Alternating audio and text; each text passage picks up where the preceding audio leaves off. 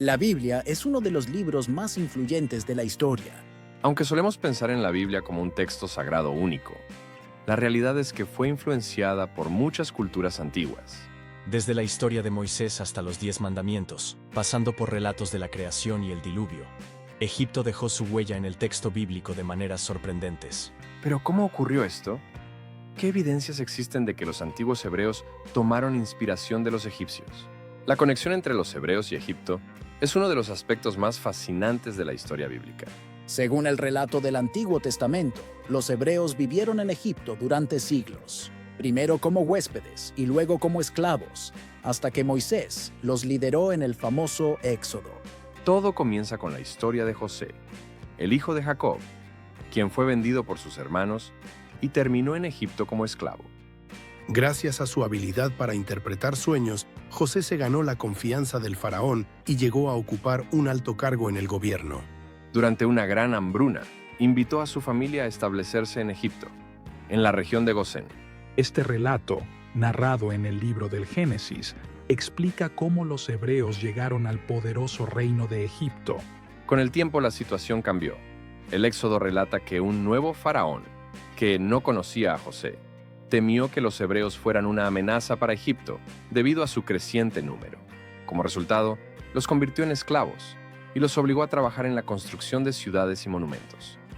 Aquí es donde surge la figura de Moisés, quien, según la tradición, fue elegido por Dios para liberar a su pueblo. El relato del Éxodo es uno de los episodios más dramáticos de la Biblia. Moisés, criado en la corte egipcia, desafió al faraón y tras una serie de plagas enviadas por Dios, condujo a los hebreos fuera de Egipto. Según la Biblia, cruzaron el Mar Rojo y se dirigieron hacia la tierra prometida. Se han encontrado documentos egipcios que mencionan la presencia de trabajadores y esclavos extranjeros, lo que refuerza la posibilidad de que existieran comunidades semitas en Egipto. En definitiva, la relación entre los hebreos y Egipto es clave para entender la influencia de esta civilización en la Biblia. No solo fue el escenario de una de sus historias más importantes, sino que muchas de sus ideas, símbolos y creencias pudieron haber sido absorbidas por los hebreos durante su estancia en la tierra de los faraones. La historia de la creación es uno de los relatos fundamentales de la Biblia y se encuentra en el libro del Génesis. Sin embargo, siglos antes de que se escribiera la Biblia, los antiguos egipcios ya tenían sus propias versiones de cómo surgió el mundo. Curiosamente, existen similitudes sorprendentes entre los mitos egipcios y el relato bíblico, lo que sugiere que la historia de la creación en el Génesis pudo haber sido influenciada, en parte, por la cosmovisión egipcia. En el Génesis, la creación comienza con una escena de caos. Este concepto es similar a la mitología egipcia, que describe el comienzo del universo como un océano infinito de caos llamado Nun. En ambas narraciones, el mundo surge de un estado de desorden y oscuridad. En el relato bíblico, Dios crea el mundo simplemente con su palabra. Dijo Dios, sea la luz, y fue la luz. Esta idea de la palabra creadora también aparece en la mitología egipcia, particularmente en la ciudad de Menfis, donde el dios Ptah era considerado el creador del universo. Según esta creencia, Ptah creó el mundo al pronunciar su existencia, de la misma forma en que Dios lo hace en el Génesis. En el Génesis, la creación comienza con una escena de caos. En el principio creó Dios los cielos y la tierra. La tierra estaba desordenada y vacía, y las tinieblas estaban sobre la faz del abismo. Este concepto es similar a la mitología egipcia, que describe el comienzo del universo como un océano infinito de caos llamado Nun. En ambas narraciones, el mundo surge de un estado de desorden y oscuridad. Dijo Dios, sea la luz, y fue la luz. En el relato bíblico, la creación del mundo se realiza simplemente con la palabra de Dios. Esta idea de la palabra creadora también aparece en la mitología egipcia, en la ciudad de Menfis, donde el dios Ptah era considerado el creador del universo. Según esta creencia, Ptah creó el mundo al pronunciar su existencia, de la misma forma en que Dios dio en el Génesis. De esta manera, tanto la tradición bíblica como la egipcia resaltan el poder de la palabra como herramienta de creación, reflejando una conexión cultural y espiritual entre ambas civilizaciones. En la Biblia, Dios es el único creador, omnipotente y trascendental. En la mitología egipcia, el dios Atum o Ra desempeña un papel similar. Atum surge del caos y comienza la creación al generar a los primeros dioses, quienes darán forma al mundo. Algunas versiones egipcias dicen que Atum creó el universo al separarlo del caos y al dar origen al cielo, Nut, y la tierra, Geb. Este concepto es muy parecido al relato del Génesis, donde Dios separa el cielo y la tierra. En el Génesis, Dios crea al ser humano a su imagen y semejanza. Entonces dijo Dios, hagamos al hombre a nuestra imagen, conforme a nuestra semejanza. En Egipto, se creía que los humanos fueron creados por el dios Khnum, quien los moldeó en un torno de alfarero con barro y los dotó de vida. Así como el alfarero moldea el barro, le dio forma y aliento a la vida. Esta idea es similar a la del Génesis, donde Dios forma al hombre del polvo de la tierra y sopla en él el aliento divino. Ambas tradiciones destacan la conexión entre lo divino y lo humano, reflejando una rica interacción cultural. El Génesis establece que la creación ocurrió en 6 días y que Dios descansó el séptimo. En Egipto, el número 7 también tenía un significado sagrado y estaba asociado con la creación y el orden del cosmos. Se han encontrado textos egipcios que mencionan periodos de 7 días en diferentes rituales y procesos de renovación. Tanto en la tradición bíblica como en la egipcia, el número 7 simboliza la perfección y el orden divino, reflejando una rica interacción cultural. Si bien la historia de la creación en el Génesis es única en muchos aspectos, es innegable que comparte elementos con los mitos egipcios más antiguos. La idea del caos primordial, la creación a través de la palabra, la figura de un Dios creador y la formación del hombre con barro son conceptos presentes tanto en la mitología egipcia como en la tradición bíblica. Estas similitudes sugieren que durante su tiempo en Egipto, los hebreos pudieron haber adoptado y reinterpretado elementos de la cosmovisión egipcia para dar forma a su propia historia de la creación. Así, el Génesis no solo es un relato teológico, sino también un reflejo del intercambio cultural que existió en el mundo antiguo. El relato del diluvio universal es uno de los episodios más impactantes de la Biblia y se encuentra en el libro del Génesis. Narra cómo Dios decide purificar el mundo con una gran inundación debido a la corrupción de la humanidad, salvando solo a Noé, su familia y un grupo de animales en un arca. Si bien la historia del diluvio en la Biblia tiene paralelismos evidentes con los relatos mesopotámicos, como la epopeya de Gilgamesh, también hay posibles influencias de la mitología egipcia. En Egipto existían historias y creencias que incluían inundaciones catastróficas y la idea de la renovación del mundo a través del agua. El agua jugó un papel fundamental en la cosmovisión egipcia. El río Nilo, con sus crecidas anuales, representaba un ciclo de destrucción y renacimiento. Cada año, las aguas del Nilo inundaban la tierra, destruyendo cosechas y aldeas, pero también fertilizaban el suelo, permitiendo el renacer de la vida. Para los egipcios, estas inundaciones no solo eran fenómenos naturales, sino que estaban vinculadas a la voluntad de los dioses. Este concepto de destrucción por el agua y posterior regeneración tiene cierta similitud con la historia del diluvio bíblico, donde el agua es usada como un medio de purificación y nuevo comienzo para la humanidad. Uno de los mitos egipcios que guarda cierta similitud con la historia del diluvio es la leyenda de la rebelión de la humanidad contra Ra. Según este mito, el dios Ra, creador y regente del mundo, se enojó con los humanos porque se volvieron malvados y dejaron de venerarlo. La humanidad ha olvidado su devoción.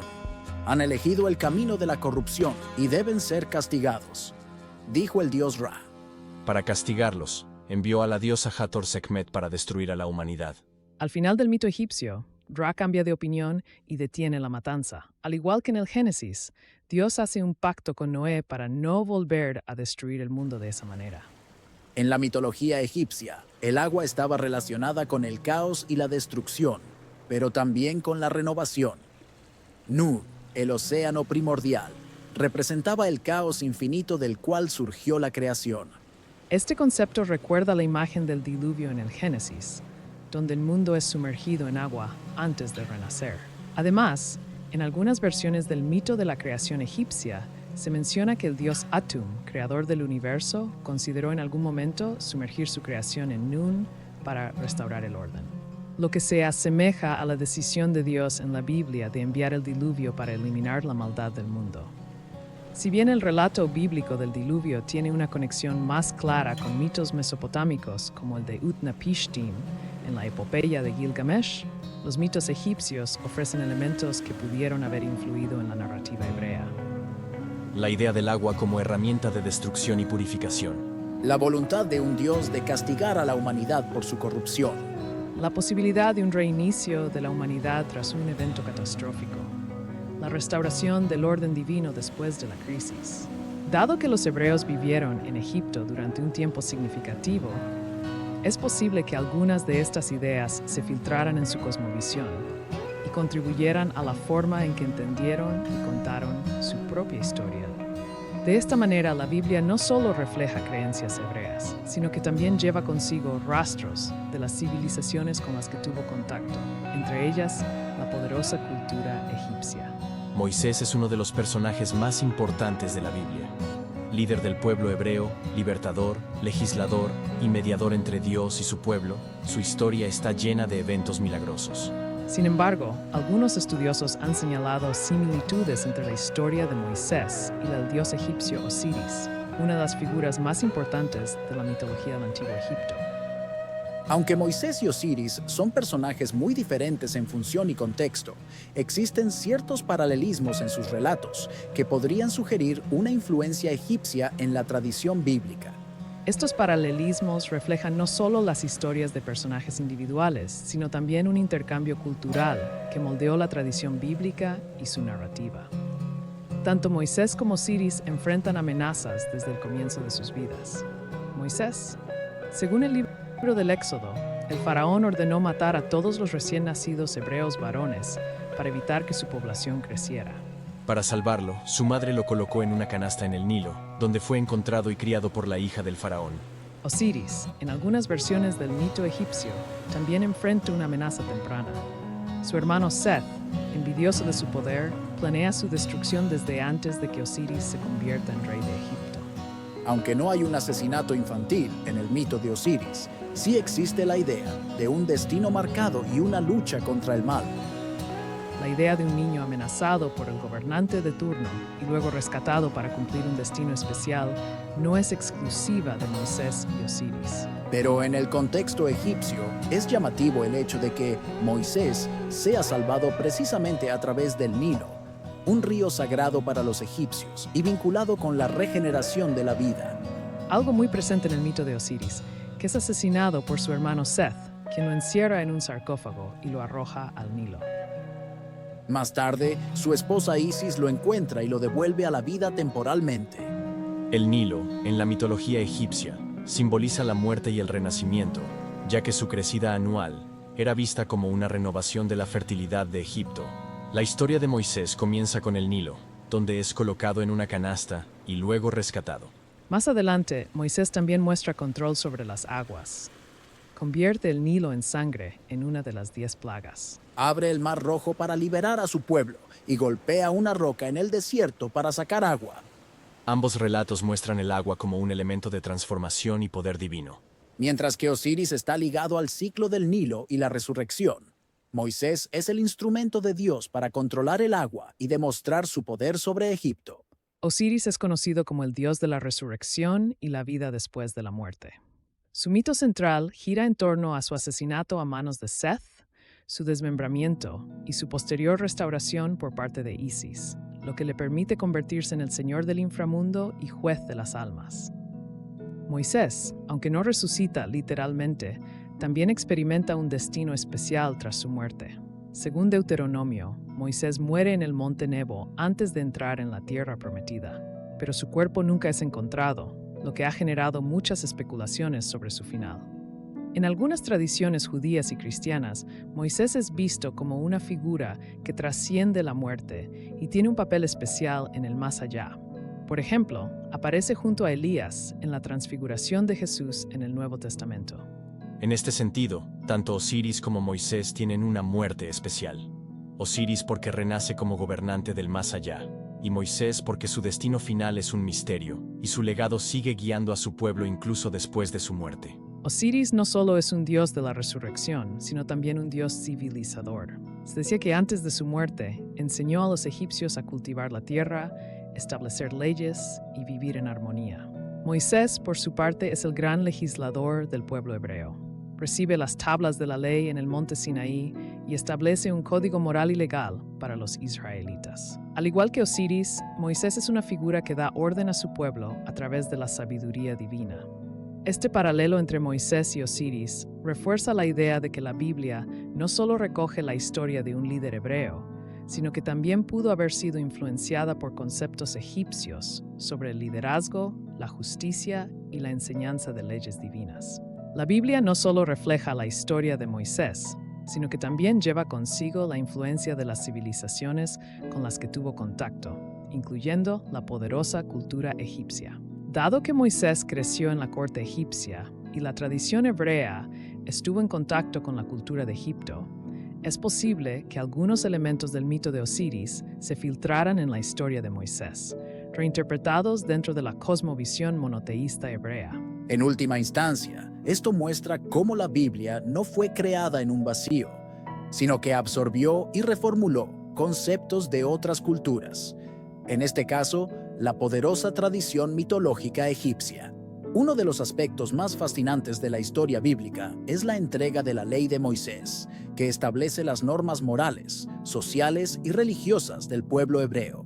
Sin embargo, siglos antes de que estas leyes fueran escritas en la Biblia, ya existía un sistema legal altamente desarrollado, el Código de Hammurabi. Este código, promulgado alrededor del año 1750 a.C. por el rey Hammurabi de Babilonia, es uno de los conjuntos de leyes más antiguos conocidos. Su contenido presenta notables similitudes con las leyes que Moisés recibió en el monte Sinaí. ¿Fueron las leyes mosaicas influenciadas por este código babilónico? ¿O simplemente reflejan principios universales de justicia que surgieron en diferentes culturas? El Código de Hammurabi y las leyes de Moisés forman parte de una tradición legal del antiguo Oriente Próximo, donde diversas civilizaciones desarrollaron códigos de leyes para organizar sus sociedades. El Código de Hammurabi, que data del año 1750 a.C. en Babilonia, está escrito en una estela de piedra y colocado en lugares públicos. Contiene 282 leyes que regulan la vida cotidiana, el comercio, la familia y los castigos por delitos. Se basa en el principio de ojo por ojo, diente por diente, ley del talión. Está inspirado en la autoridad del dios babilónico Marduk. Las leyes mosaicas, que datan del 1200 a.C. en Israel, son el legado sagrado de Moisés. Están registradas en la Torá, Éxodo, Levítico, Números y Deuteronomio. Contienen los 10 mandamientos y muchas otras normas para la vida religiosa, moral y civil de Israel. Se centran en la relación con Dios, la pureza ritual y la justicia social. Se consideran dictadas por Yahvé a Moisés en el monte Sinaí. Aunque ambas legislaciones surgieron en diferentes épocas y culturas, comparten principios similares en la administración de justicia, la moralidad y las relaciones humanas. Observemos el principio de la ley del talión, ojo por ojo. Tanto el Código Hammurabi como las leyes de Moisés establecen el principio de justicia retributiva, conocido como la ley del talión, que busca imponer un castigo proporcional al delito cometido. Si un hombre saca el ojo de otro hombre, su ojo será sacado. Pero si ocurre un daño, entonces pagarás vida por vida, ojo por ojo, diente por diente, mano por mano, pie por pie. Este principio, aunque parece severo, tenía la intención de limitar la venganza desproporcionada y asegurar que el castigo fuera justo. También, ambas legislaciones incluyen leyes que castigan el robo y establecen compensaciones por daños materiales. Si un hombre roba y es atrapado, será ejecutado. Si un ladrón es sorprendido forzando una casa y es herido y muere, no se tomará en cuenta la sangre. Ambos textos buscan proteger la propiedad privada, pero la ley de Moisés es menos drástica en algunos casos y permite la restitución en lugar de la pena de muerte. En cuanto a las leyes sobre el matrimonio y el adulterio, encontramos que el adulterio era considerado un delito grave en ambas culturas, con severas consecuencias.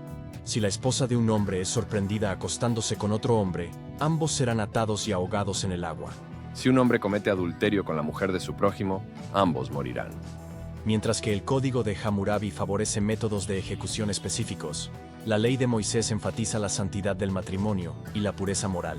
En cuanto a la protección de los débiles, viudas, huérfanos y esclavos, ambos códigos incluyen disposiciones para proteger a los sectores más vulnerables de la sociedad. Si un hombre toma esposa y ella enferma, él no puede abandonarla, pero puede tomar otra esposa. No afligirás a la viuda ni al huérfano. Si los afliges y claman a mí, ciertamente oiré su clamor. Las leyes mosaicas, sin embargo, tienden a ser más humanitarias y apelan a la compasión y la justicia divina. El Código de Hammurabi es presentado como una obra real inspirada por el dios Marduk, pero es el rey quien la implementa. Las leyes de Moisés son atribuidas directamente a Dios, Yahvé, sin intervención de un monarca, lo que les da un carácter sagrado y eterno.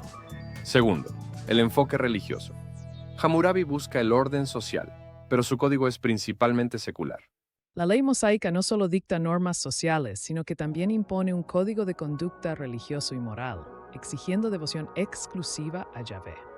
Hammurabi establece castigos severos basados en la clase social de los involucrados. No es igual el castigo para un noble que para un esclavo. La ley de Moisés promueve una justicia más equitativa, enfatizando que todos son iguales ante Dios. Dado que el Código de Hammurabi es anterior a las leyes de Moisés, es posible que los hebreos, en su contacto con Mesopotamia y Egipto, hayan conocido este tipo de legislaciones y las hayan adaptado a su contexto religioso y social. Lo que distingue a la ley de Moisés es su enfoque teológico.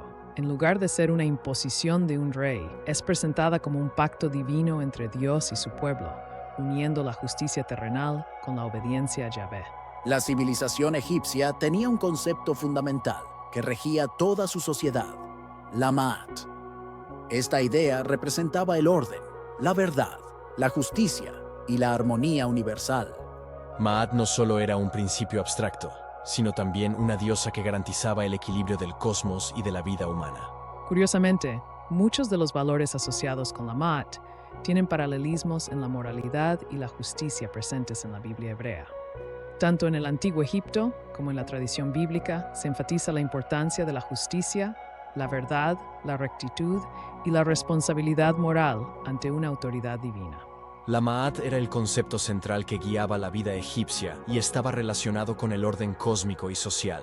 Para los egipcios, todo el universo estaba basado en la Ma'at, desde el movimiento de los astros hasta la estabilidad del gobierno. Significaba justicia, verdad, honestidad, rectitud y armonía. Era deber del faraón mantener la Ma'at, pues era el representante de los dioses en la tierra. Estaba vinculada con la vida después de la muerte, ya que el alma del difunto era pesada en una balanza contra la pluma de Ma'at en el juicio final. La idea de que la justicia y la moralidad no solo afectan la vida terrenal, sino también el destino después de la muerte, es un punto clave que también encontramos en la Biblia. Veamos los puntos en común respecto a la justicia y rectitud como principios fundamentales. Tanto la Ma'at egipcia como la justicia bíblica destacan la necesidad de actuar con rectitud. Respecto a la Ma'at, los egipcios creían que vivir de acuerdo con la Ma'at garantizaba el bienestar personal y social. Esto implicaba ser honesto, no robar, no mentir y respetar a los demás. En cuanto a la Biblia, la justicia y la rectitud son esenciales en la ley mosaica. Por ejemplo, en Deuteronomio 16, se dice: la justicia, solo la justicia seguirás, para que vivas y heredes la tierra que Yahvé tu Dios te da. Ambas culturas promovían una moralidad basada en la honestidad y el respeto por la verdad. En Egipto, Ma'at no solo era un ideal humano, sino que tenía un origen divino. Los dioses exigían que las personas vivieran de acuerdo con la Ma'at, y el faraón era el encargado de mantenerla. En la Biblia, la justicia no es simplemente una cuestión humana, sino que es una exigencia de Dios. Yahvé es el juez supremo que demanda que su pueblo siga la justicia y la rectitud. Justicia y derecho son el fundamento de tu trono. Misericordia y verdad van delante de tu rostro. Miqueas 6:8. Se te ha mostrado, oh hombre, lo que es bueno, y qué pide Yahvé de ti. Solamente hacer justicia, amar misericordia y caminar humildemente con tu Dios. Ambas tradiciones conectan la justicia con la relación entre los humanos y lo divino. Pasemos ahora al juicio después de la muerte. Uno de los aspectos más extraordinarios de la Ma'at es su papel en el juicio de las almas. En la mitología egipcia, al morir, el alma debía comparecer ante el dios Osiris. Su corazón era colocado en una balanza y pesado contra la pluma de Maat. Si el corazón era ligero, porque la persona había vivido con justicia y verdad, el alma era admitida en la vida eterna. Si el corazón era pesado por sus pecados, el alma era devorada por Amit, la devoradora de almas. Este concepto se parece a la visión bíblica del juicio final, donde Dios evalúa las acciones de cada persona. Porque Dios traerá toda obra a juicio, juntamente con toda cosa oculta, sea buena o sea mala. De toda palabra ociosa que hablen los hombres, de ella darán cuenta en el día del juicio. Y vi a los muertos grandes y pequeños de pie ante Dios, y los libros fueron abiertos, y fueron juzgados cada uno sus obras. Aunque en la Biblia no hay una balanza física, la idea de un juicio divino basado en las acciones humanas es una idea común entre ambas tradiciones. A pesar de las similitudes, hay diferencias clave. Primero, Dios personal versus principio cósmico. En la Biblia, Dios es un ser personal que dicta la justicia y se relaciona con su pueblo. En Egipto, Maat es más bien un principio abstracto del orden universal, aunque personificado en una diosa. Segundo, gracia y perdón versus justicia absoluta. La Maat se basaba en un equilibrio. Quien quebrantaba el orden sufría consecuencias sin posibilidad de redención. En la Biblia, aunque Dios es justo, también es misericordioso y permite el arrepentimiento y el perdón de los pecados. Si confesamos nuestros pecados, Él es fiel y justo para perdonarnos. Juan 1:9. Tercero, el rol del gobernante.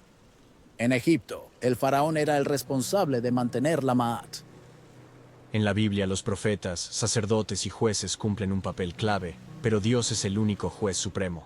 Es innegable que la moralidad egipcia, basada en la Maat, y la justicia bíblica comparten principios similares, lo que sugiere que los hebreos pudieron haber estado influenciados por la cultura egipcia, especialmente considerando su tiempo en Egipto. Sin embargo, la Biblia desarrolla un enfoque más teocéntrico y moralista, donde la justicia está ligada no solo al orden del mundo, sino a la voluntad de un Dios personal que se involucra en la vida de su pueblo. Mientras que en Egipto la justicia es un equilibrio cósmico, en la Biblia es un mandato divino, donde el ser humano es responsable de sus actos, pero también tiene la oportunidad del perdón y la redención.